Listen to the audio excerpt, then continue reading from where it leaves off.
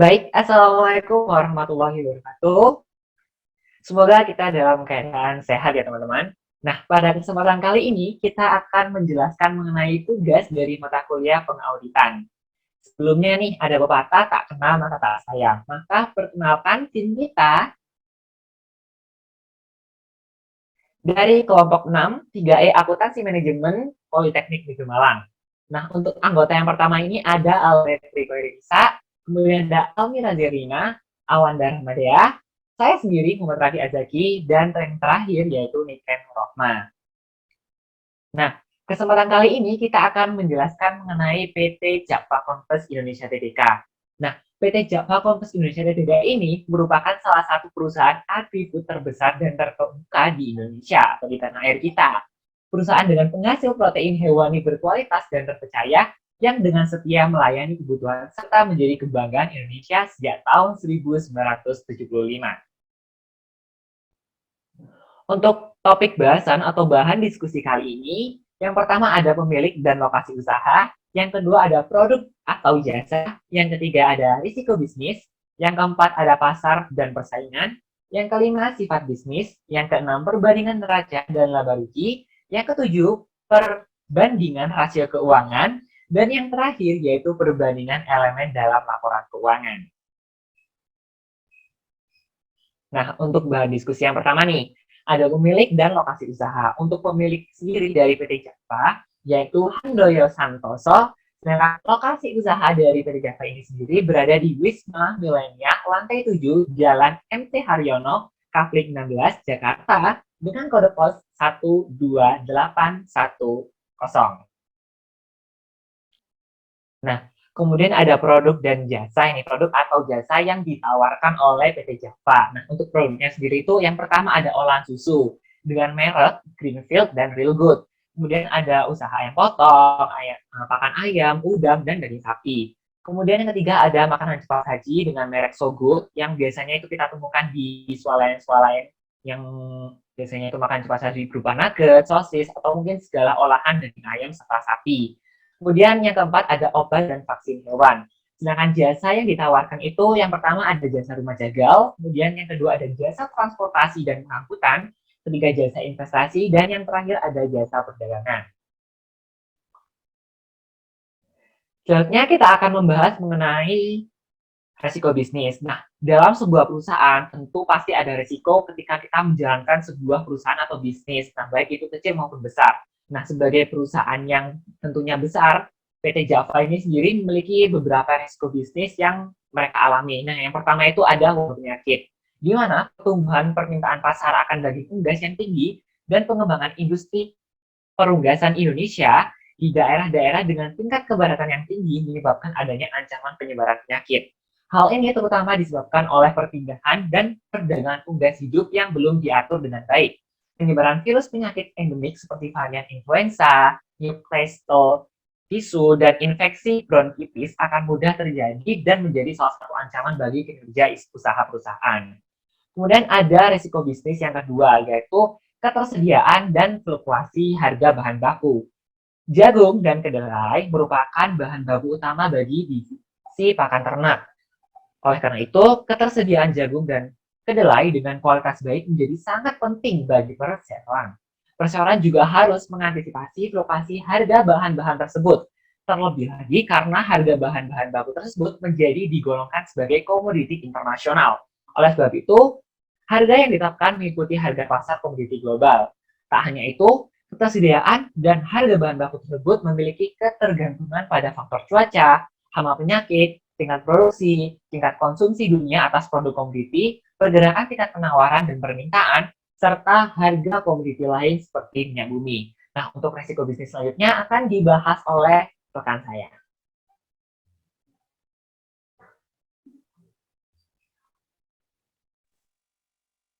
Kemudian untuk resiko bisnis yang ketiga yaitu fluktuasi nilai tukar dan inflasi. Inflasi dan nilai tukar yang semakin sulit diproyeksikan memberikan dampak langsung pada hampir seluruh bidang industri, termasuk perseroan. Kebutuhan perseroan untuk mengimpor sebagian kebutuhan bahan baku dalam mata uang asing dan depresiasi nilai rupiah meningkatkan harga bahan baku menjadi lebih mahal. Di samping itu, harga penjualan produk di pasar domestik turut mengikuti perkembangan harga internasional yang dapat memberikan lindung nilai secara natural yang terbatas dalam menghadapi fluktuasi nilai tukar rupiah terhadap dolar Amerika Serikat. Depresiasi nilai tukar rupiah terhadap dolar Amerika Serikat dalam jumlah besar memberikan dampak negatif terhadap kegiatan operasional dan kondisi keuangan perseroan. Next. Untuk resiko bisnis yang keempat, kompetisi. Kemudahan pembangunan infrastruktur dan rendahnya tuntutan industri atas teknologi yang tinggi membuka gerbang kesempatan yang lebar bagi setiap pendatang baru dalam industri ini. Terkait dengan diperbolehkannya perdagangan bebas tingkat regional dan internasional, kondisi ini pun berlaku sama di kawasan ASEAN, ANFTA, Pasar Tunggal Eropa, dan APEC. Di era pasar bebas ini, seluruh negara anggota WTO berkesempatan sama untuk memasarkan produk mereka sepanjang produk-produk tersebut memiliki daya saing dan keunggulan komparatif. Secara fakta, pembangunan industri perunggasan nasional menghadapi tantangan global terutama kesiapan daya saing produk perunggasan. Dikaitkan dengan jaminan mutu dan kehalalan daging unggas, serta jaminan kontinuitas suplai yang sesuai dengan permintaan pasar. Hal ini dapat menyebabkan meningkatnya persaingan yang dapat berakibat pada berkurangnya pangsa pasar dan pendapatan perseroan.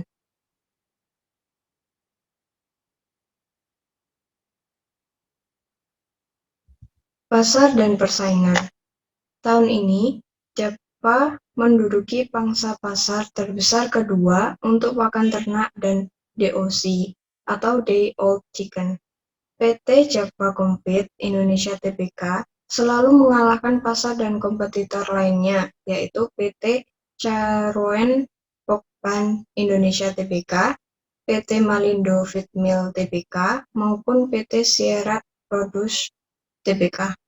Dalam mempertahankan posisinya di kompetisi, industri perseroan tetap mengutamakan mutu produk, menerapkan efisiensi produksi dari hulu ke hilir, dan menjalin hubungan yang baik dengan pelanggan termasuk memberikan bantuan teknis apabila diperlukan.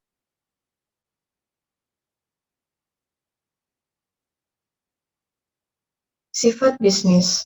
PT Java Compete Indonesia Tbk, unit Sragen merupakan perusahaan yang bergerak di bidang manufaktur. Perusahaan tersebut memproduksi pakan ternak jenis konsentrat, pellet, dan crumble dengan strategi proses produksi batch.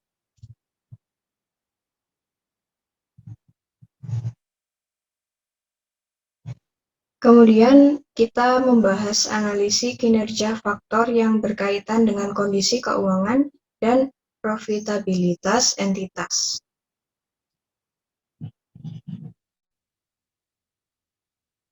Nah, berikut merupakan perbandingan neraca dari PT Java Compete Indonesia Tbk dari tahun 2020 dan 2021. Untuk tahun 2021, total aset lancar PT Java Compete Indonesia Tbk senilai Rp14.161.153.000 dan untuk tahun 2020 total aset lancarnya sebesar Rp11.745.138.000.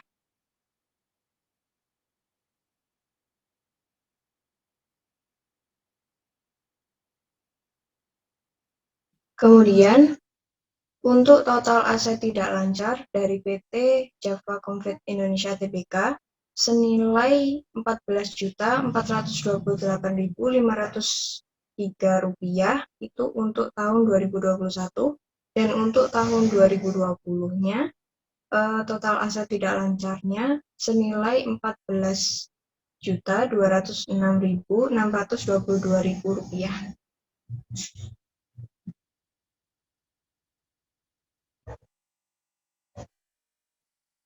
Untuk perbandingan total liabilitas dari tahun 2021 dan 2020, untuk 2021 senilai Rp7.064.166.000 dan untuk tahun 2020 total liabilitas jangka pendek senilai Rp6.007.679.000.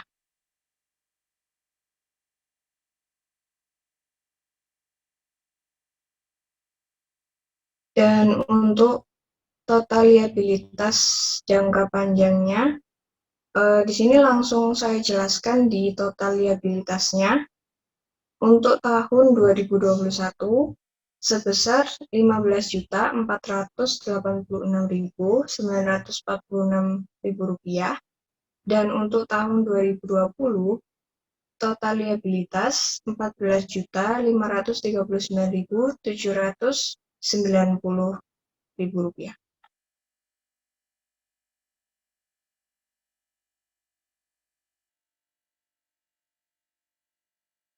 Kemudian akan dijelaskan oleh rekan saya. Baik, selanjutnya untuk ekuitas, ini untuk perbandingannya bisa dilihat di PPT, lalu next.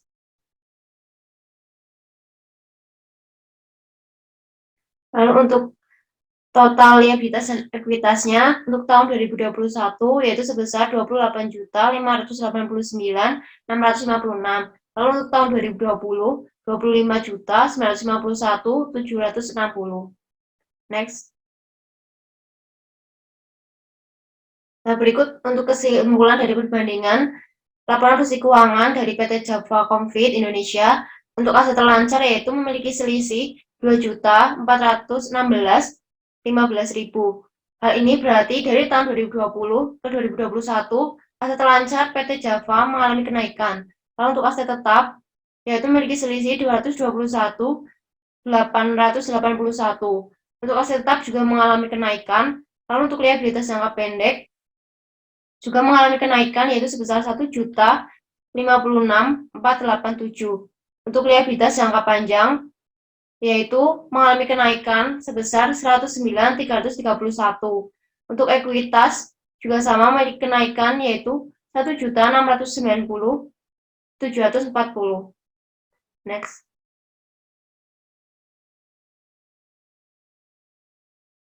Selanjutnya yaitu perbandingan laba rugi. Seperti yang dilihat di PPT. Next.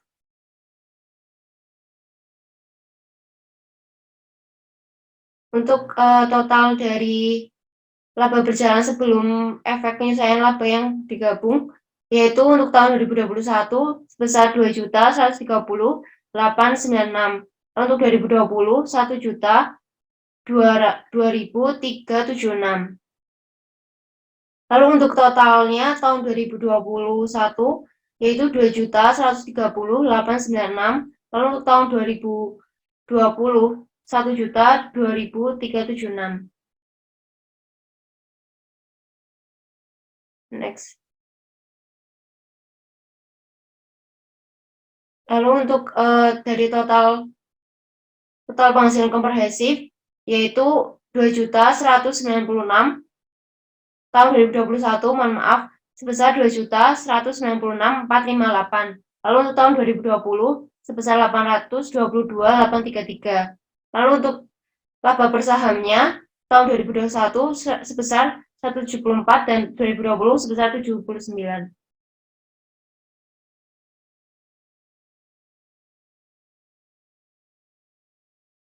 Berikut untuk perbandingan laba rugi dari penjualan 2020 ke 2021.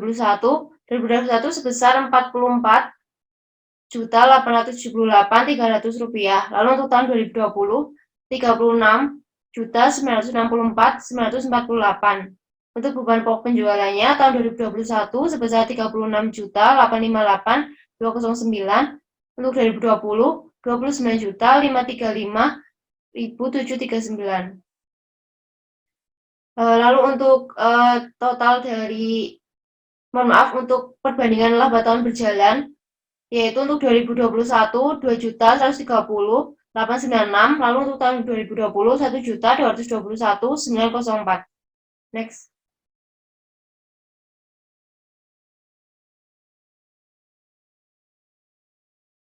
Untuk perbandingan selanjutnya bisa dilihat di PPT. Next. Berikut kesimpulannya, untuk penjualan mengalami kenaikan sebesar 7.913.352. Lalu untuk beban penjualan dan pemasaran juga mengalami kenaikan sebesar 107.639. Untuk beban umum dan administrasi mengalami penurunan, yaitu sebesar 103.401. Untuk total beban dari keseluruhan yaitu mengalami kenaikan sebesar 4.238. Dan untuk labanya mengalami kenaikan sebesar 908.992. Next.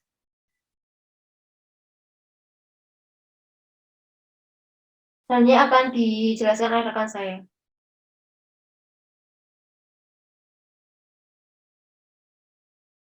Baik, terima kasih. Selanjutnya saya akan menjelaskan mengenai perbandingan rasio keuangan PT Java Comfort Indonesia.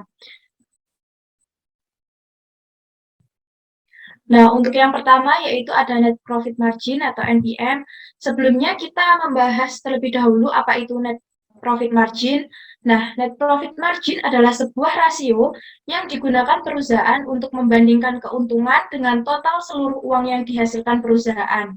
Selain itu, NPM ini juga digunakan untuk menganalisa stabilitas keuangan perusahaan. Nah, dengan mengetahui NPM suatu perusahaan, maka kita bisa mengukur nilai efektivitas perusahaan tersebut selama beroperasi. Semakin besar rasionya pada laporan, maka kinerja perusahaan menjadi lebih produktif. Hal ini tentunya membuat investor menjadi lebih percaya bahwa perusahaan tersebut benar-benar bagus untuk dipilih dan dibeli sahamnya. Nah, dapat kita lihat di tabel. Untuk net profit margin PT Java Comfort Indonesia, kinerja keuangan PT Java Comfort Indonesia Tbk dari periode 2014 sampai dengan tahun 2019 dihitung melalui net profit margin serta standar industri berada dalam kondisi sangat kurang. Kenapa? Karena nilai yang ditunjukkan pada 6 tahun tersebut masih di bawah 20%. Hal ini dikarenakan karena pertumbuhan ekonomi Indonesia tidak sesuai dengan yang diharapkan.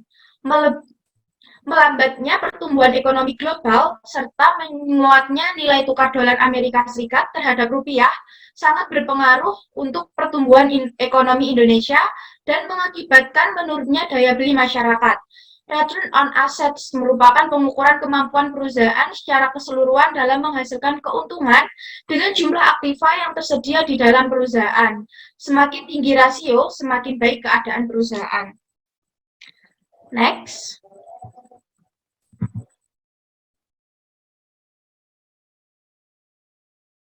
Nah, selanjutnya yaitu kita membahas return on asset atau ROA. Sebelumnya kita juga harus mengetahui terlebih dahulu apa itu ROA. Jadi, ROA adalah indikator untuk menunjukkan seberapa sebuah perusahaan dibandingkan dengan total asetnya. Rumus ROA akan memberi gambar bagi manajer, investor, atau analisa mengenai seberapa efisien manajemen perusahaan dalam menggunakan aset untuk menghasilkan pendapatan. Nah, dalam hal ini, melalui ROA bisa terlihat kemampuan perusahaan berdasarkan penghasilannya di masa lalu, sehingga hal tersebut bisa dimanfaatkan periode sebelumnya. Berbeda dengan return on equity atau ROE, ROA tidak memasukkan komponen utang perusahaan. ROA dihitung dengan membagi pendapatan bersih perusahaan dengan total aset. Dengan demikian, rumus ROA bisa dipahami sebagai berikut. Return on asset sama dengan pendapatan bersih atau pendapatan setelah pajak dibagi dengan total aset. Berdasarkan penjelasan di atas, bisa dikatakan baik atau buruknya manajemen perusahaan terlihat dari tinggi atau rendahnya presentasi hasil perhitungan rumus ROA. Oke, kalau kita lihat dari tabel bahwa standar industri yaitu untuk perkembangannya sebesar 30%, jadi dapat dikatakan baik untuk ROA PT Java Comfood Indonesia Tbk. Selanjutnya,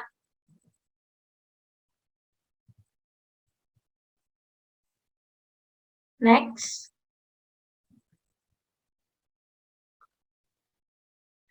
Yaitu untuk Return on Equity atau ROE.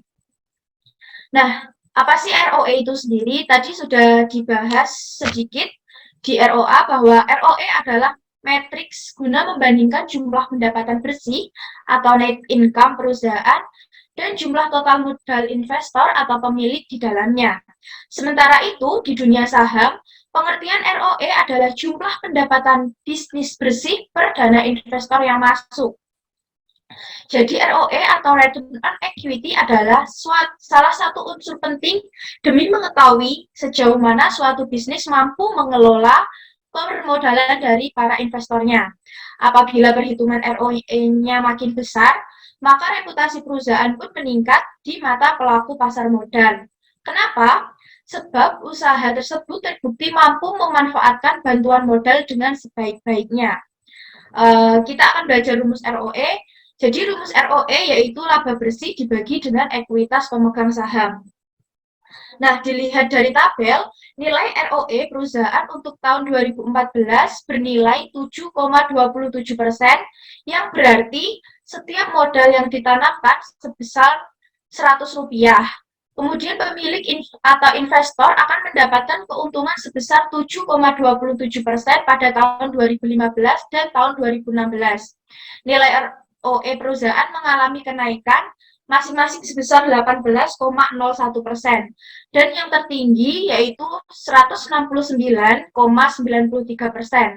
Namun, walau sudah mengalami peningkatan terutama di tahun 2016, kondisi perusahaan masih sangat kurang jika dilihat dari standar industri, yakni di bawah 40%. Pada tahun 2017, nilai ROE mengalami penurunan sebesar 51,20% menjadi 11,3%. Nah, pada tahun 2018, nilai ROE perusahaan kembali mengalami kenaikan walau tidak setinggi tahun 2016. Tetapi dapat cukup bisa dikatakan tinggi, yakni perusahaan bertambah sebesar 95,13% dari tahun sebelumnya, yaitu menjadi 22,05%. Dan yang terakhir, tahun 2019, nilai ROE perusahaan lagi-lagi mengalami penurunan, yaitu sebesar 25,39% menjadi 16,45%. Kinerja keuangan PT Java Comfood Indonesia Tbk pada periode 2014 sampai dengan 2019 dapat dilihat mengalami naik turun, tetapi masih pada kondisi sangat kurang dikarenakan nilai ROE perusahaan masih di bawah standar industri, yakni di bawah 40%. Selanjutnya,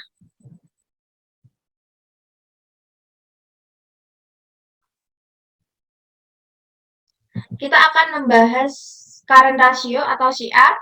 Nah, current ratio sendiri adalah salah satu rasio likuiditas yang digunakan untuk menilai posisi likuiditas suatu entitas dengan menggunakan hubungan antara aktiva lancar dan liabilitas lancar.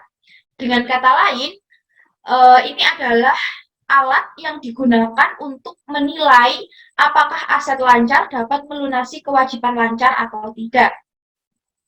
Nah, rasio lancar memberikan petunjuk kepada pengguna atau pembaca apakah entitas mungkin mengalami masalah atau tidak untuk melunasi kewajiban lancarnya dengan menggunakan kas yang tersedia dan aset lancar yang dapat diubah menjadi kas. Current ratio juga membantu manajemen untuk memikirkan bagaimana strategi arus kas selanjutnya untuk mengatasi masalah likuiditas saat ini. Mungkin negosiasi dengan bank untuk keringanan bunga atau duduk dengan pemasok untuk menunda beberapa pembayaran. Nah, untuk rumus current ratio sendiri yaitu aktiva lancar atau current asset dibagi dengan utang lancar atau current liabilities. Nah, berdasarkan tabel 4 di atas atau dalam PPT, dapat kita lihat bahwa nilai rasio lancar perusahaan ialah 177,14%, yang berarti setiap hutang lancar perusahaan sebesar Rp100 akan dijamin dengan Rp177,14. Nilai rasio pada tahun 2014 ini, jika dibandingkan dengan standar industri untuk rasio lancar, maka mengalami perkembangan sebesar 1,28%. Sehingga nilai rasio lancar perusahaan pada tahun 2015 menjadi 179,42%. Kemudian pada tahun 2016, rasio perusahaan mengalami perkembangan yang paling pesat, yakni terjadi peningkatan sebesar 18,69% dari tahun sebelumnya. Pada tahun 2017, perusahaan kembali mengalami kenaikan untuk nilai rasio lancar sebesar 10,15% menjadi 234,59%. Kemudian pada tahun 2018 dan 2019, perusahaan mengalami penurunan masing-masing sebesar 23,34% dan 3,6%. Kinerja keuangan PT Java Comfort Indonesia (Tbk) pada periode 2014 sampai dengan 2019 memiliki nilai rata-rata sebesar 192,88%,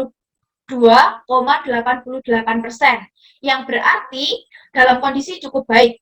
Kinerja perusahaan memiliki kinerja paling baik berada pada tahun 2016 dan 2017 karena berada di atas nilai standar industri. Rasio yang mengukur kemampuan suatu perusahaan untuk membayar kewajiban jangka pendek tanpa mengandalkan penjualan persediaan sangat penting artinya. Dengan kata lain, seberapa banyak aset lancar dikurangi persediaan yang tersedia untuk memenuhi kewajiban yang segera jatuh tempo. Next.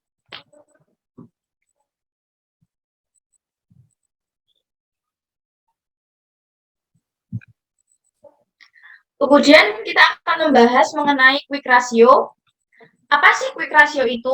Nah, quick ratio atau rasio cepat adalah satu rasio keuangan yang digunakan untuk mengukur posisi likuiditas perusahaan proyek, pusat investasi atau pusat laba. Rasio yang mengukur kemampuan suatu perusahaan untuk membayar kewajiban jangka pendek tanpa mengandalkan penjualan persediaan sangat penting artinya. Kenapa? Karena dengan kata lain, seberapa banyak aset lancar dikurangi persediaan yang tersedia untuk memenuhi kewajiban yang segera jatuh tempo. Nah, dapat kita lihat pada tahun 2014 untuk quick ratio PT Java Comfort Indonesia yaitu sebesar 72,72%. Untuk tahun 2015 yaitu 70,04%. Tahun 2016 sebesar 107,07%. Tahun 2017 yaitu sebesar 100,12%. Tahun 2018 yaitu sebesar 89,33%. Kemudian rata-rata perusahaan yaitu sebesar 88,03%. Nah, pada ini quick ratio pada tahun 2014 rasio cepat perusahaan mendapatkan nilai 72,72% seperti yang saya sebutkan tadi, yang berarti setiap hutang lancar perusahaan sebesar 100 akan dijamin dengan Rp72,72. Aset lancar perusahaan setelah dikurangi persediaan. Dari hasil tersebut juga dapat dilihat kondisi rasio lancar pada tahun 2014 berapa dalam kondisi cukup karena nilai rasio cepat masih berada di bawah standar industri. Nah, pada tahun 2015 sendiri, perusahaan mendapat nilai rasio cepat sebesar 70,04%. Nilai ini mengalami penurunan dari tahun sebelumnya, yaitu sebesar 3,68%.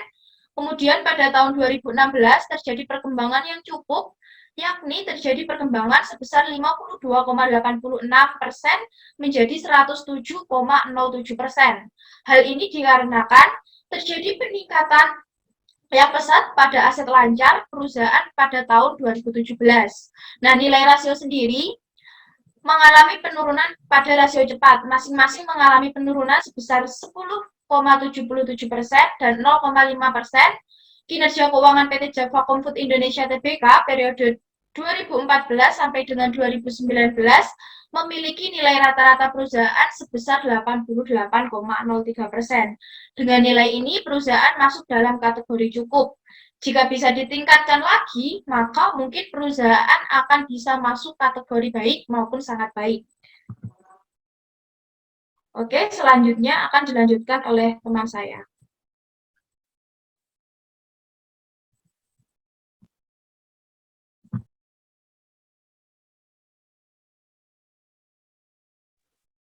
Baik, selanjutnya yaitu Debt to Total Asset Ratio atau DER. Merupakan rasio hutang yang digunakan untuk mengukur perbandingan antara total hutang dengan total aktiva. Dengan kata lain, seberapa besar aktiva perusahaan dibiayai oleh hutang atau seberapa besar hutang perusahaan berpengaruh terhadap pengelolaan aktiva. Semakin tinggi rasio ini, maka menunjukkan kinerja yang buruk bagi perusahaan itu sendiri. Maka perusahaan harus berusaha agar DER bernilai rendah atau berada di bawah standar industri, yaitu 90%.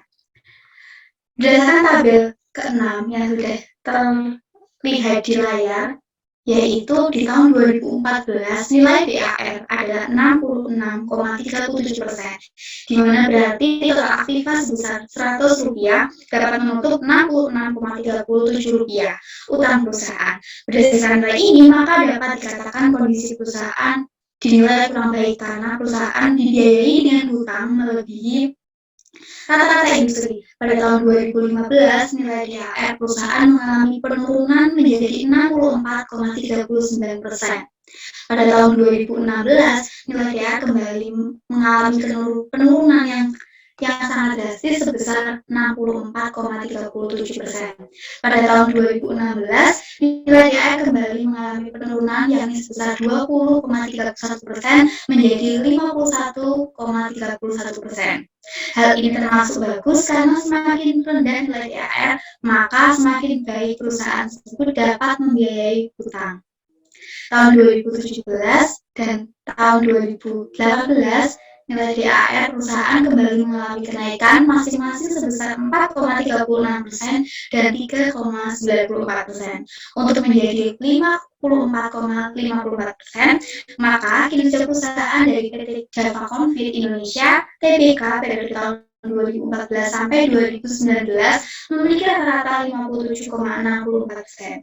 Jika dilihat dari standar industri, maka perusahaan dapat dikatakan dalam kondisi kurang baik karena nilai tersebut melebihi standar industri. Pada rasio DAR semakin kecil, nilai rasionya maka akan semakin baik, dan sebaliknya, jika semakin besar nilai DAR maka perusahaan dikatakan kurang baik. Hal ini dikarenakan perusahaan didanai oleh hutang melebihi batas standar industri. Oke, next.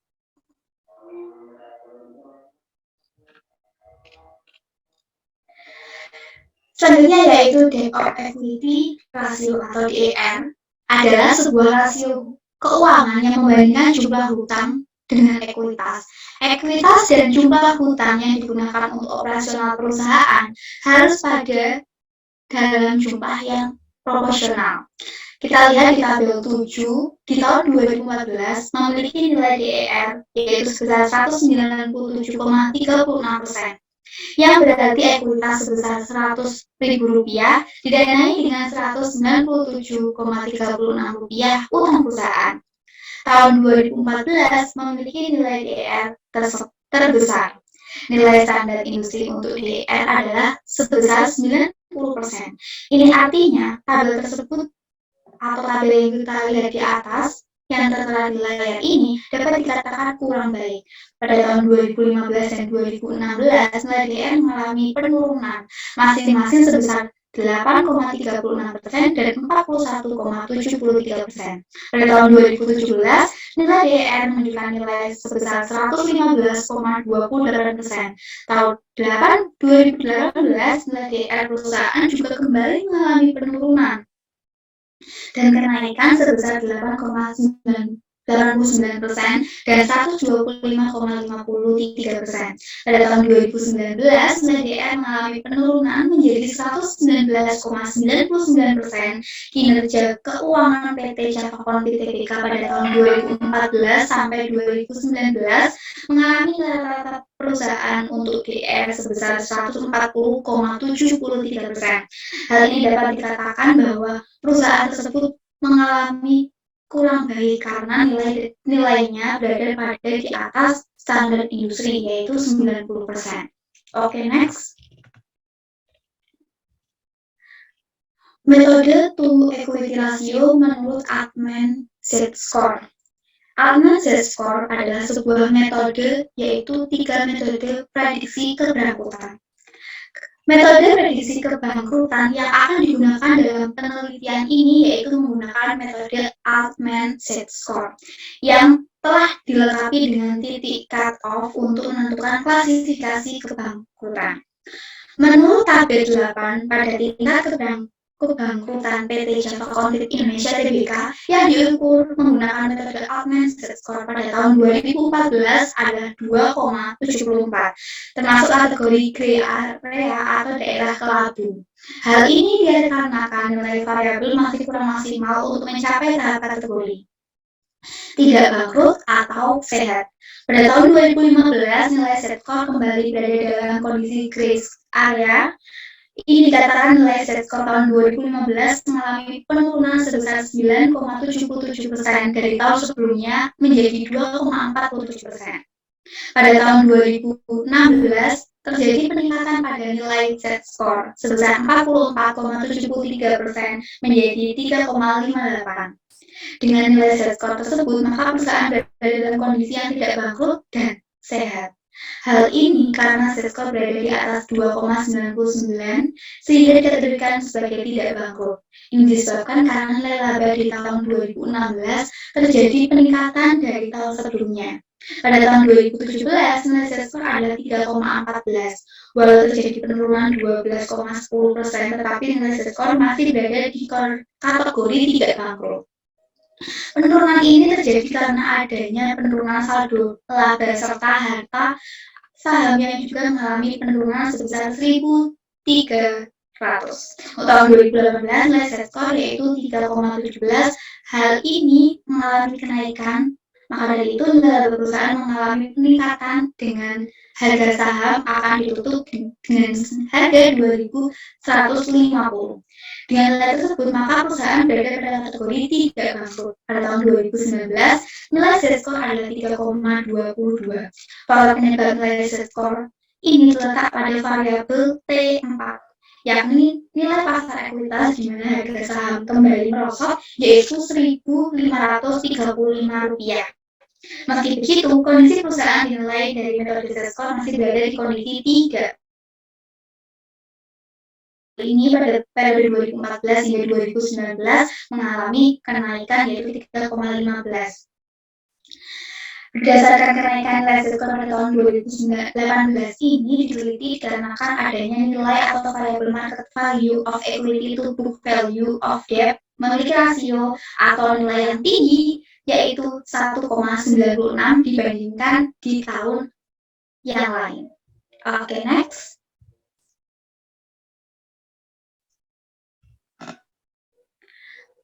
Perbandingan elemen dalam laporan keuangan. Next. Ada beberapa elemen di laporan keuangan. Kita mengambil beberapa elemen, yaitu ada elemen penjualan, piutang, persediaan, bahan pokok penjualan, dan hutang usaha. Di tahun 2020 dan di tahun 2021, untuk penjualan itu mengalami kenaikan.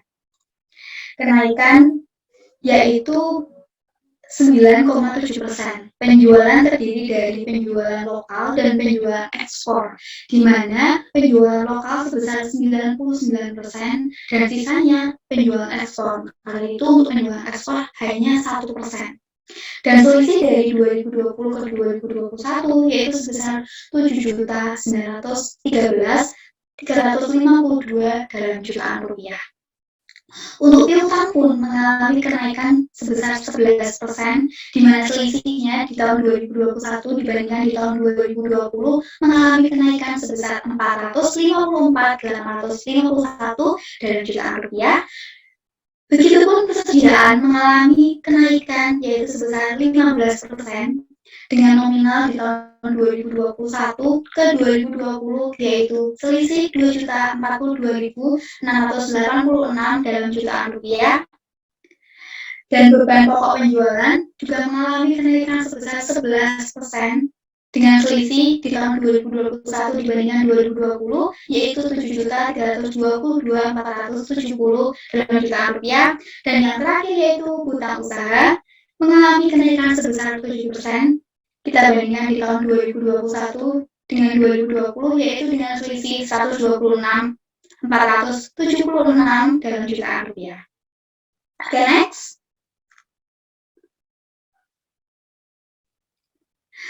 Baik, naik delman pergi ke kota, jangan lupa membeli alpukat. Demikian presentasi kita, semoga bisa bermanfaat. Kesekian tanpa kekasih, cukup sekian dan terima kasih. Mohon maaf jika ada salah kata. Wassalamualaikum warahmatullahi wabarakatuh.